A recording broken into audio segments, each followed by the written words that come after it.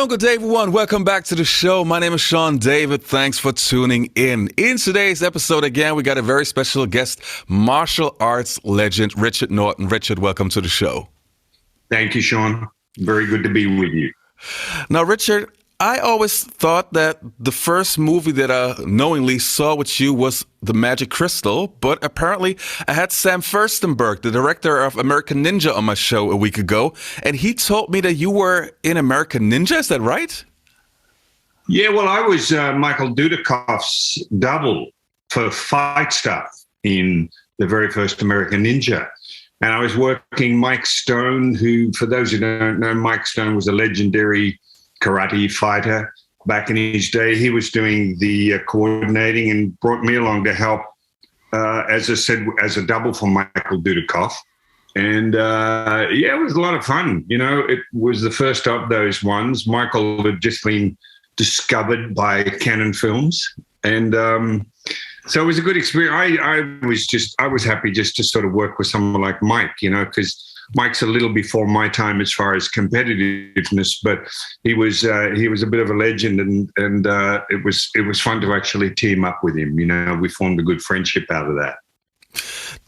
Was the American Ninja franchise a franchise that you, in hindsight, would have been interested in starring or getting a bigger role? Oh, of course, yeah. Yeah, no, absolutely. But I also get, you know, that in fact, I was told the reason Michael was even cast was purely from a headshot. That Joran Globus or Menachem looked at his headshot and said, that's the guy I want, because they were just looking this particular all-American look, you know. James Dean appeal.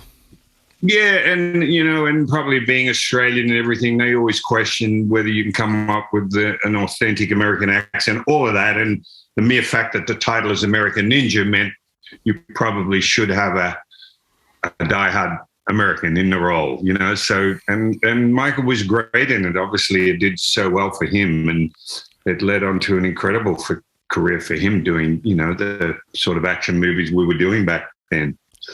Absolutely, absolutely. And of course, the other thing about that is having Tadashi Yamashita in there as the Black Ninja. You know, yes. Thankfully, I recommended too.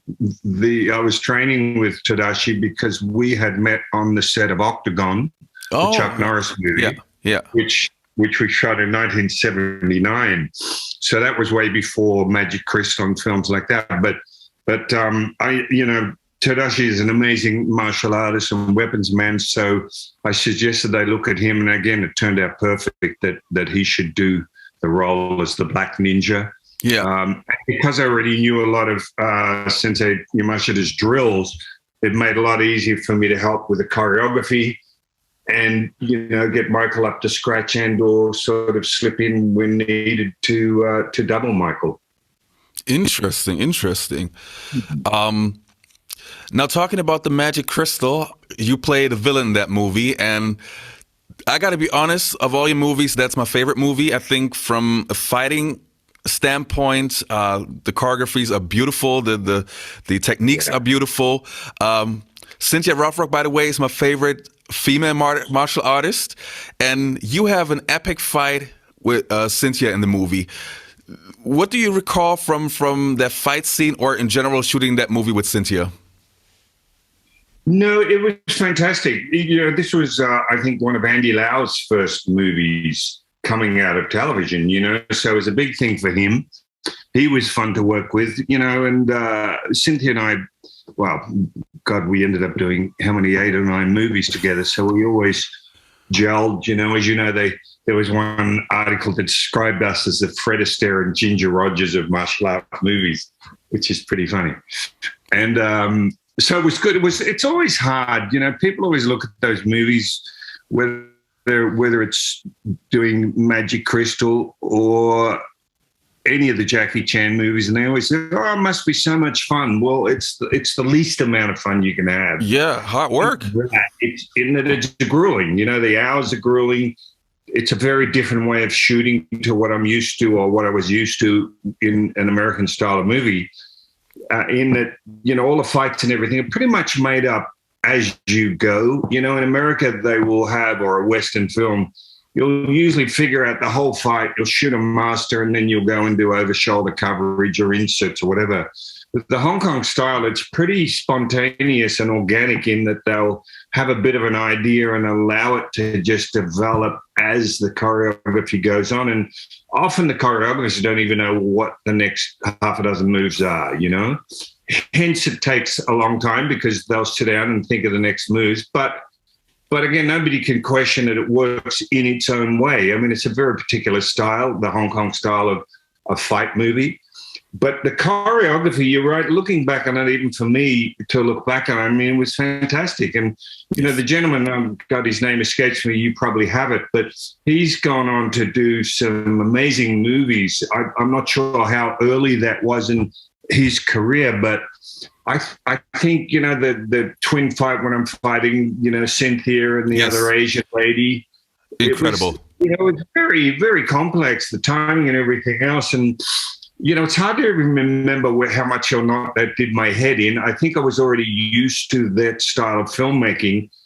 So you learn to just go along for the ride. You wait until they show you what they want you to do next. You'll do it, and you'll do it as many times as it takes to get it captured on film, you know, because all the rehearsals were pretty much done on camera. But I love that, you know, they asked me about weapons. Sai just came about because I said, no, I can use some Okinawan weapons. And it was not planned that I have Sai or, you know, the Okinawans like a little pitchfork that those who don't know with the same weapon I used an octagon. And they were thrilled that I could use that. And it sort of some nice complexity to the fight that suddenly the Saya produced, you know, against Cynthia and Andy. And so now I've got good memories. You know, you see, one of the best memories of Magic Crystal for me is, and I always remind Cynthia, is, you know, we were doing the fight scene in the beginning and she's got the sword. I think I'm ducking. She thinks she's hitting in the right place and smacked me in the head. And they took me to hospital. I had 8 stitches in my eye here, but no anesthetic because they didn't want my eye or face to swell up, and you're back on set and you're doing, off you go again. But that was just the style they did there. But I always thank Cynthia for that little smack in the head. And that's why you see there's a couple of little ints, and you can tell obviously it's a double doing a couple of pieces. But I was away in hospital, then they bring me back and off we go and we finish the whole fight. Wow. It's funny too because, you know, we were laughing on a podcast of even like the alien, as good as all that is, you look at that alien little paper mache and you're like, what the hell is that? You know, its mouth's not even moving. But again, you know, it's a weird sort of way of making film, but you just enjoy it and you go along for the ride and you have a good laugh. And remembering again that it's not about the drama, it's not even about the story. For those sorts of movies, it was about the half a dozen fight scenes in the movie that made it work, you know? Absolutely. You know, for a movie fan that, I mean, I was a kid in the 80s, and obviously when you are a kid, you don't pay attention to many details of those kind of movies. But the older I got, I started to realize, oh my God, there's a huge difference between movies that were shot in Hong Kong and movies that were shot in the US. And to me, as a fan who was not involved in getting beaten to pulp, the Hong Kong movies always looked better because the fights were faster, way more complex, and knowing now what you guys had to go through in order to make those scenes look the way they look, I'm just grateful that you guys took the pain to create this art form. Well, you know, Sean, if we were big movie stars and had the power to say, no, I don't want to do this, we probably would have. But, you know, it's like when people say, oh, what was it like, you know, getting offered a film with Jackie Chan? Well, it's, you know, in hindsight, 20 years later or whatever, you look back and you realize what an incredible little chap that is in your martial arts career or filmmaking career. But at the time, it's just a gig. It's a job. You know what I mean? You just thought, yeah, we're going to go here and we're going to make a movie. You don't really think of it in the way that we're even talking about it now, looking back and going, well, how amazing was that experience? So it's all of that. But you know, I remember the very first movie I did in Hong Kong was Twinkle, Twinkle, Lucky Stars. And I'm on the plane heading over there, and I'm thinking, oh, I'll be able to do this and do that. In other words, kind of stuff that I like and used to. Well, that was completely shut out, meaning that when you get there, it's really their set. Well, it's not really, it's totally their set. Their choreography, you know, they got a whole lot to do the choreography.